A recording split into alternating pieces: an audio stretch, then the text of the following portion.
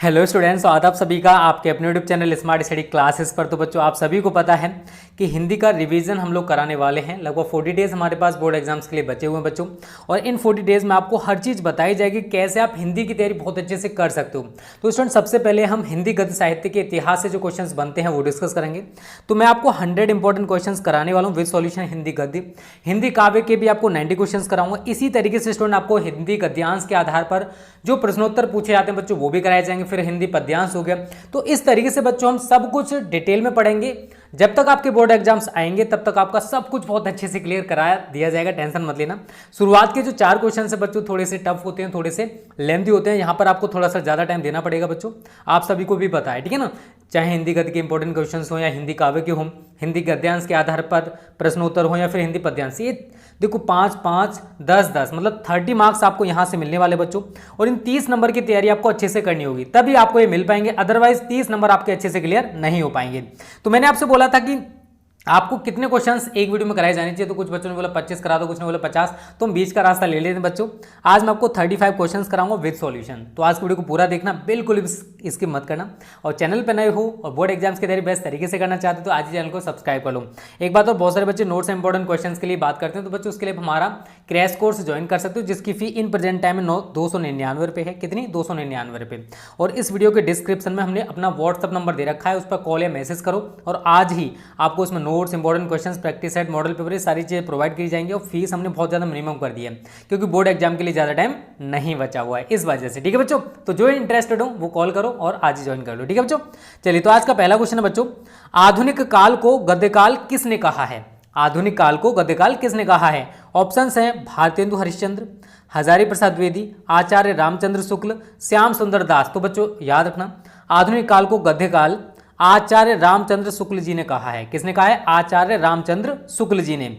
दूसरा क्वेश्चन है बच्चों, और इस वीडियो के डिस्क्रिप्शन में या फिर हमारा जो टेलीग्राम चैनल है स्मार्ट स्टडी क्लासेस का, वहां पर आपको ये पीडीएफ मिल जाएगी। तो जिन बच्चों ने टेलीग्राम चैनल को ज्वाइन नहीं किया है कर लो, इस वीडियो के डिस्क्रिप्शन में मैंने लिंक दे रखी है, ठीक है। दूसरा क्वेश्चन है, उक्ति व्यक्ति प्रकरण रचना है। ऑप्शंस हैं सदा सुखलाल, कवि, गंग, दामोदर शर्मा, लल्लूलाल। तो उक्ति व्यक्ति प्रकरण जो रचना है बच्चों वो दामोदर शर्मा जी की है। किसकी है? दामोदर शर्मा जी की है। अगला क्वेश्चन है बच्चों तीसरा, कवि वचन सुधा पत्रिका के संपादक हैं। ऑप्शंस हैं आपके पास बालकृष्ण भट्ट, भारतेंदु हरिश्चंद्र, प्रताप नारायण मिश्र, श्याम सुंदर दास। यार इसका आंसर तो शायद सभी बच्चों को पता होगा यार, कि कवि वचन सुधा का जो संपादक हैं वो हैं भारतेंदु हरिश्चंद्र जी, ठीक है। और देखो अब सुबह 6:15 बजे आपको हिंदी की वीडियो और 7:15 बजे आपको मैथ्स की वीडियो मिला करेगी। अब मैथ की क्लास आपको सुबह में ही मिलेगी, ठीक है, क्योंकि शाम में आपको फिजिक्स, केमिस्ट्री, इंग्लिश, बायो ये क्लासेस मिलने वाली है। तो 2 क्लासेज हम लोग सुबह में दे देंगे और बची हुई 4 क्लासेज आपको इवनिंग में मिला करेंगे, ठीक है बच्चों। चलिए अगला क्वेश्चन है बच्चों चौथा, फोर्ट विलियम कॉलेज की स्थापना हुई।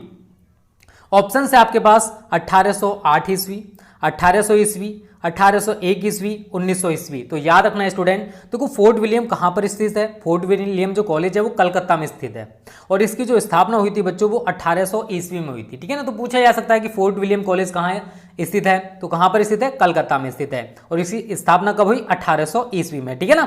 क्लियर है ना? कोई दिक्कत तो नहीं? दिक्कत तो कमेंट करके बता देना, रिप्लाई नहीं कर पाते बहुत ज़्यादा कमेंट्स आते हैं, ठीक है। और इसी तरीके से अपना प्यार और सपोर्ट बनाए रखो, आपके लिए हम लोग मेहनत करते रहेंगे। तो 5वां क्वेश्चन है बच्चों, भारत दुर्दशा नाटक के रचयिता हैं। ऑप्शन है आपके पास पंडित बालकृष्ण भट्ट, प्रताप नारायण मिश्र, भारतेंदु हरिश्चंद्र, जयशंकर प्रसाद। तो बच्चों याद रखना, भारत दुर्दशा नाटक के जो रचयिता हैं वो भारतेंदु हरिश्चंद्र जी हैं। अगला क्वेश्चन है छठा बच्चों, इसका आंसर भी शायद ज़्यादातर बच्चों को पता होगा।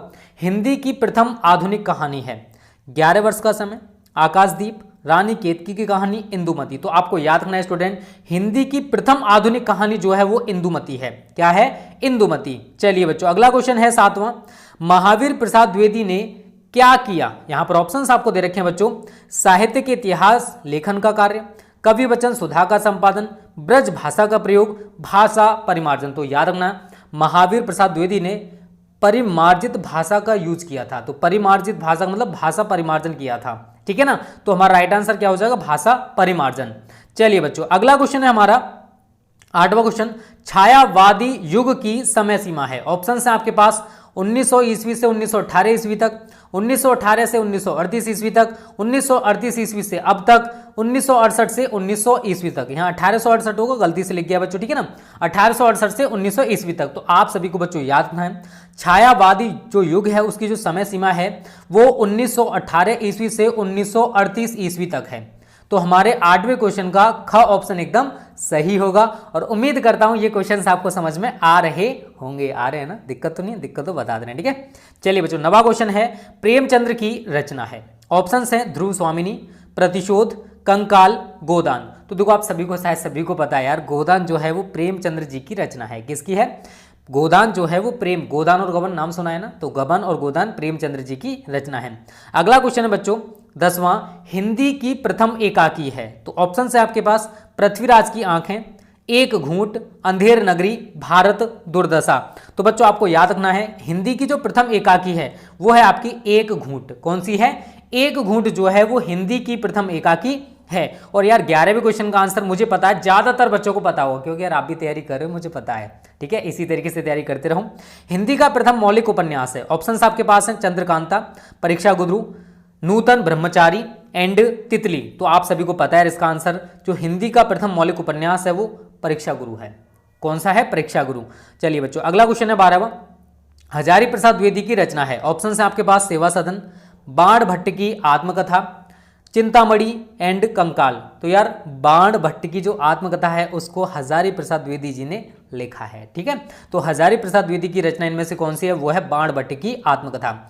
अगला क्वेश्चन है बच्चों 13वां, इसमें कह रहा है निम्नलिखित में से कोई एक कथन सत्य है और उसको हमें पहचान कर लिखना है। कामायनी जयशंकर प्रसाद की रचना है। बच्चों यही इसका राइट आंसर है, ठीक है। कामायनी जो है वो जयशंकर प्रसाद की रचना है। और बच्चों जितने भी क्वेश्चन मतलब जो भी ऑप्शन हैं वो गलत हो जाएंगे। गोदान नहीं यार, गोदान प्रेमचंद्र की रचना है, आप सभी को पता है। हंस पत्रिका के संपादक नो, जयशंकर प्रसाद जी नहीं है। रंगभूमि नहीं, जैनेन्द्र का नहीं है, ठीक है। तो हमारा राइट आंसर पहला ही है जो मैंने आपको बता दिया। चलिए बच्चों, अगला क्वेश्चन है 14वां क्वेश्चन, राग दरबारी किस विधा की रचना है? नाटक, उपन्यास, आत्मकथा, जीवनी। और इन क्वेश्चंस को बच्चों आज ही तैयार कर लेना, ठीक है, क्योंकि कल भी मैं आपको 35 क्वेश्चंस कराऊंगा, फिर आपको 30 क्वेश्चंस मिलेंगे। तो इस तरीके से आपको 100 क्वेश्चंस मैं आपको 3 वीडियोस में करा दूंगा। उसके बाद आपको हिंदी काव्य के इंपॉर्टेंट क्वेश्चंस कराए जाएंगे। तो राग दरबारी जो है वो उपन्यास, वो क्या है? एक उपन्यास है। क्या है बच्चों? उपन्यास। 15वां क्वेश्चन है, निंदा रस निबंध के रचनाकार हैं। ऑप्शंस आपको दे रखे हैं, हरिशंकर परसाई, आचार्य महावीर प्रसाद द्विवेदी, रामचंद्र शुक्ल, जैनेन्द्र कुमार। तो निंदा रस निबंध के जो रचनाकार हैं बच्चों वो हैं आपके हरिशंकर परसाई जी। तो हमारा क ऑप्शन एकदम सही है, हरिशंकर परसाई। 16वां क्वेश्चन है, वर्ड रत्नाकर किस भाषा में है? ऑप्शन है आपके पास, खड़ी बोली, भोजपुरी, मैथिली, ब्रज भाषा। तो बच्चों आप सभी को याद रखना है यार, वर्ड रत्नाकर जो है वो मैथिली भाषा में है। किस भाषा में है? मैथिली भाषा में है। क्लियर है सभी को? चलिए बच्चों, 17वां क्वेश्चन हमारा, आनंद कादंबनी पत्रिका के संपादक थे। आनंद कादंबनी जो पत्रिका है उसके संपादक कौन है? भारतेंदु हरिश्चंद्र जी, बालकृष्ण भट्ट, श्याम सुंदर दास, बद्री नारायण चौधरी, प्रेमघन। तो आप सभी को बच्चों याद रखना है, आनंद कादंबनी पत्रिका के जो संपादक हैं वो बद्री नारायण चौधरी, प्रेमघन हैं। अगला क्वेश्चन है बच्चों 18वां, रेखा चित्र पर आधारित रचना है। तो यहां पर ऑप्शन है, मुद्रा राक्षस, साहित्यालोचन, अतीत के चलचित्र, क्या भूलूं क्या याद करूं। तो आपको याद रखना बच्चों, रेखा चित्र इनमें से अतीत के चलचित्र है। कौन सा है? अतीत के चलचित्र, ठीक है। चलिए बच्चों, अगला क्वेश्चन है हमारा 19वां क्वेश्चन क्या है बच्चों, परख, सुनीता एवं सुखदा जैसे सुप्रसिद्ध उपन्यासों की रचना किसके द्वारा की गई है? तो बच्चों इसका राइट आंसर है जैनेन्द्र कुमार द्वारा। परख, सुनीता एवं सुखदा जैसे जो उपन्यास हैं, सुप्रसिद्ध उपन्यास हैं, उनकी रचना जैनेन्द्र कुमार द्वारा की गई है। अगला है बच्चों 20, छड़ बोले कड़ मुस्काए। छड़ बोले कड़ मुस्काए निबंध के रचयिता कौन हैं? तो बच्चों आप सभी को याद रखना है, इसके जो रचयिता हैं वो कन्हैया लाल मिश्र प्रभाकर जी हैं। कौन है? कन्हैया लाल मिश्र प्रभाकर जी। क्लियर सभी को? चलिए बच्चों, 21वां क्वेश्चन है, कबीर आलोचना ग्रंथ है। तो ऑप्शन है आपके पास, रामचंद्र शुक्ल, हजारी प्रसाद द्विवेदी, राम कुमार वर्मा, प्रेमचंद्र। तो कबीर आलोचना ग्रंथ के जो रचनाकार हैं बच्चों वो हैं हजारी प्रसाद द्विवेदी जी।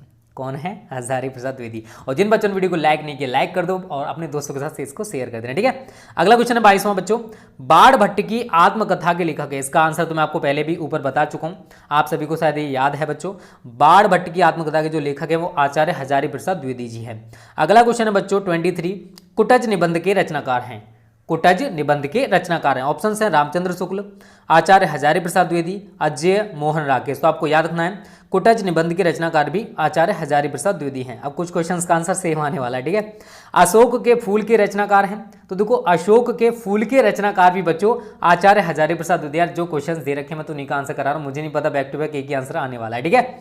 अगला 25, आलोक पर्व किस लेखक की कृति है? तो यार ये भी आचार्य हजारी प्रसाद द्विवेदी जी की कृति है, ठीक है। चलिए बच्चों अगला क्वेश्चन है हमारा 26, इसमें कह रहा है एकात्म मानववाद के लेखक हैं? ऑप्शंस हैं अजय, पंडित दीनदयाल उपाध्याय, इलाचंद्र जोशी, रायकृष्ण दास। तो एकात्म मानववाद के जो लेखक हैं वो पंडित दीनदयाल उपाध्याय जी हैं। अगला है बच्चों 27, और उम्मीद करता हूं यहां तक आपको सारी चीजें क्लियर हो रही होंगी। माता भूमि है पुत्रो पृथ्वी किस पाठ से लिया गया है? मतलब इसके लेखक कौन है? अगर आपको ये कृति पता है बच्चों तो आप मुझे कमेंट करके बता सकते हो, अगर नहीं पता तो वो भी बता देना, सर इसका आंसर बता दो, तो नेक्स्ट वीडियो में आपको मैं इसका आंसर बता दूंगा, टेंशन मत लेना बस, ठीक है। चलिए बच्चों अगला क्वेश्चन, आज का क्वेश्चन नंबर 28, इसमें कह रहा है भारतेंदु युग के निबंधकार हैं? भारतेंदु युग के निबंधकार हैं बच्चों इनमें से प्रताप नारायण मिश्र जी। कौन है? प्रताप नारायण मिश्र जी जो हैं वो भारतेंदु युग के निबंधकार हैं। 29 है कलम का सिपाही के रचनाकार हैं? तो कलम का सिपाही के जो रचनाकार हैं बच्चों वो अमृत राय जी हैं। कौन है? अमृत राय। तो अगर आपसे पूछा जाता है कि कलम का सिपाही के कौन रचनाकार हैं तो वो हैं अमृत राय जी। अगला है बच्चों 30, देखो क्वेश्चन थोड़ा फास्ट बता, उसका रीजन है 35 क्वेश्चन हैं इसलिए, ठीक है। सज्जन, कल्याणी, परिणय, अजातशत्रु नाटक हैं? तो यार आपको पता है अजातशत्रु नाटक के रचनाकार कौन हैं? आप सभी को पता है। तो अजातशत्रु नाटक के जो रचनाकार हैं बच्चों वो कौन है? जयशंकर प्रसाद जी। शायद सभी को पता है, मुझे बताने की जरूरत नहीं है। अगला है क्वेश्चन, उपन्यास शब्द का शाब्दिक अर्थ क्या है? देखो उपन्यास शब्द का जो शाब्दिक अर्थ है बच्चों वो यथार्थ चित्रण भी होता है और सामने रखना भी होता है। तो देखो दोनों ऑप्शन सही हैं, और इसमें आप एक बार चेक कर लेना कि इसका राइट आंसर क्या है। वैसे राइट आंसर मेरे अकॉर्डिंग ये दोनों हैं, यथार्थ चित्रण और सामने रखना, ठीक है। चलिए बच्चों अगला क्वेश्चन है 32, अरे यायावर रहेगा याद किस विधा की रचना है? अरे यायावर रहेगा याद किस विधा की रचना है? तो बच्चों ये एक यात्रा व्रत है। क्या है बच्चों? ये एक यात्रा व्रत है। अगला है गेहूं और गुलाब माटी की मूर्तें किस विधा की रचना है? तो देखो 33, गेहूं और गुलाब माटी की मूर्तें वैसे निबंध है बच्चों, लेकिन यहाँ पर निबंध का आपको ऑप्शन नहीं दे रखा है, और आप इसका आंसर एक बार चेक कर लेना कि इसका आंसर आपको क्या दे रखा है। गेहूं और गुलाब माटी की मूर्तें जो हैं बच्चों ये निबंध हैं, बट यहाँ पर ऑप्शन आपको निबंध नहीं दिखाई दे रहा है, तो एक बार चेक कर लेना इसका राइट आंसर क्या है। अगला है बच्चों डायरी लेखन के पर्यायवाची शब्द हैं? तो इसके राइट आंसर है बच्चों दैनिक और दैनंदिनी। क्या है? दैनिक और दैनंदिनी, ठीक है। आज का 35 क्वेश्चन, इसका राइट आंसर मुझे कमेंट करके बताओगे। पंत के 200 पत्र बच्चन के नाम उल्लेखनीय पत्र संकलन है किसका है? किसने लिखा है इसको? बनारसी दास चतुर्वेदी, हरिवंश राय बच्चन, डॉक्टर बच्चन, मोहन राकेश। तो इसका जो भी राइट आंसर मुझे कमेंट करके बता देना बच्चों। तो देखो इस टाइप के अगर आपको प्रैक्टिस सेट चाहिए, नोट से इंपॉर्टेंट क्वेश्चन प्रैक्टिस सेट, तो उसके लिए आप हमारा क्रैश कोर्स यार आज ही ज्वाइन करो। फी बहुत ज्यादा मिनिमम है, केवल 299 रुपए। जो भी बच्चे इंटरेस्टेड है इस वीडियो को डिस्क्रिप्शन में मैंने अपना व्हाट्सएप नंबर कॉलिंग नंबर दे रखा है, उस पर कॉल करो, मैसेज करो, आज ही ज्वाइन कर लो, ठीक है बच्चों। Okay students, thanks for watching this video.